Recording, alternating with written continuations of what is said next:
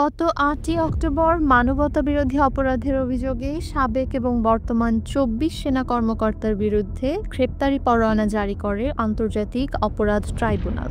এরপর থেকেই বিষয়টি দেশজুড়ে টক অফ দ্য কান্ট্রিতে পরিণত হয়েছে। প্রশ্ন উঠেছে, বাহিনীতে কর্মরত সেনা সদস্যদের গ্রেপ্তারে কী পদক্ষেপ নেবে অন্তর্বর্তী সরকার। এই আলোচনার মধ্যেই শনিবার সেনা সদর দফতরের এক সংবাদ সম্মেলনে জানানো হয়, অভিযুক্তদের মধ্যে ১৪ জনকে হেফাজতে নেওয়া হয়েছে।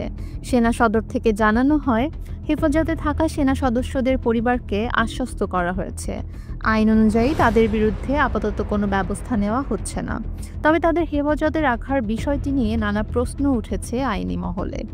রবিবার ট্রাইব্যুনাল প্রাঙ্গণে এক ব্রিফিংয়ে আন্তর্জাতিক অপরাধ ট্রাইব্যুনালের প্রসিকিউটর মোহাম্মদ তাজুল ইসলাম বলেন, কোনো সেনা কর্মকর্তাকে হেফাজতে নেওয়ার বিষয়টি আনুষ্ঠানিকভাবে ট্রাইব্যুনালকে জানানো হয়নি। তিনি আরও বলেন, যেহেতু আমাদের কাছে কোনো অফিসিয়াল ডকুমেন্ট আসেনি, তাই মিডিয়ার খবর আমরা আমলে নিচ্ছি না।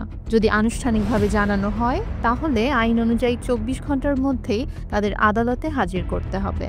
প্রসিকিউটর তাজুল ইসলাম আরও ব্যাখ্যা করেন, এটি কেবল ট্রাইব্যুনালের নিয়ম নয়, সংবিধান এবং ফৌজদারি কর্মবিধিতেও বলা আছে, গ্রেপ্তারকৃত কোনো ব্যক্তিকে আদালতের অনুমতি ছাড়া ২৪ ঘন্টার বেশি আটক রাখা যায় না।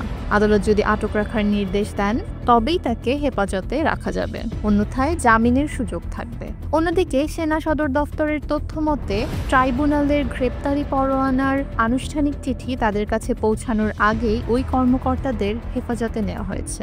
আইনি বিশেষজ্ঞদের মতে, এই প্রক্রিয়াটি আইনি কাঠামোর স্বচ্ছতা নিয়ে নতুন বিতর্কের জন্ম দিয়েছে। বর্তমান পরিস্থিতিতে মূল প্রশ্ন এখন একটাই, ট্রাইব্যুনাল ও সেনা কর্তৃপক্ষের সমন্বয়ে কিভাবে এই ২৪ কর্মকর্তার বিচার প্রক্রিয়া শুরু হবে। আর জনগণের চোখ এখন স্থির আছে সরকারের পরবর্তী পদক্ষেপের দিকে।